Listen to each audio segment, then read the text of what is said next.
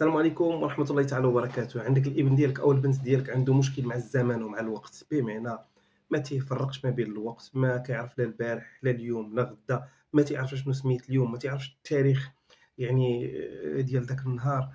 عنده البارح هو ديك النهار، وعنده غدا هي واحد النهار. مروان ومدوخك، بغيتي الحل السريع اللي هو حل مجرد.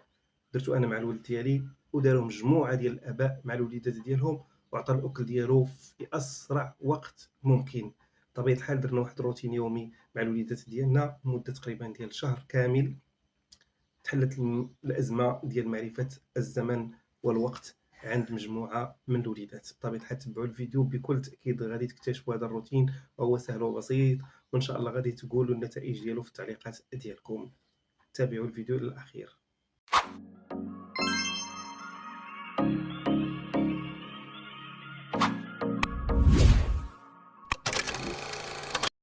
هذه هي الطريقة اللي جربت مع ولدي، واللي جربوها مجموعة ديال الآباء والأمهات مع وليداتهم ونجحت.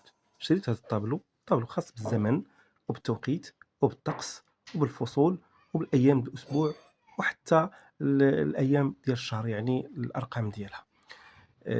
هذا الطابلو علقته في الكولوار ديال الدار قريب من البيت فين كينعس الابن ديالي.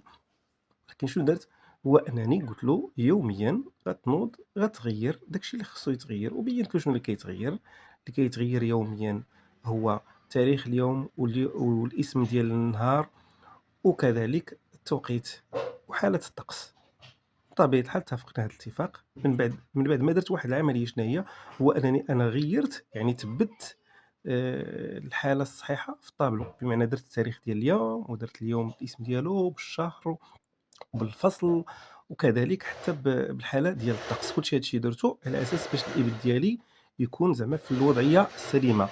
إذا كل يوم الابن ديالك غيبدا يغيّر داكشي اللي خصو يتغيّر، بطبيعة الحال غيبدا يعرف بأنه الشهر الاسم ديالو كيتغيّر من بعد 30 يوم أو 31 يوم، الفصل تيتغيّر من بعد تقريبا 3 أشهر، الحالة ديال الطقس كتغيّر بشكل يومي، الساعة كتغيّر بشكل آني وبشكل سريع. غيتعلم بزاف ديال الأشياء. بل بالعكس غادي تشوف بأن الفرحة ديال الابن ديالك أصبحت كبيرة جدًا، وهو تيشوف هاد المتغيرات، وتيشوف بأنه بدا تيعرف البارح وبدا يعرف اليوم ويعرف غدا ويعرف التاريخ ديال اليوم، وغادي تفاجأ في الابن ديالك مفاجأة كبيرة. حاولوا ديروا هذا الروتين، هذا روتين يومي لمدة ديال شهر، كتبقى تحس بالنتائج وكتشوفها عند الوليدات ديالك.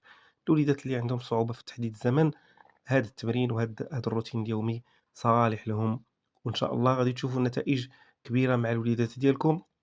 ما تنساوش أنكم تابوناو في القناة ديالنا، ديروا لايكات، ديروا تعليقات ديالكم الجميلة، شجعوا القناة ديالنا. في انتظار تشجيعاتكم.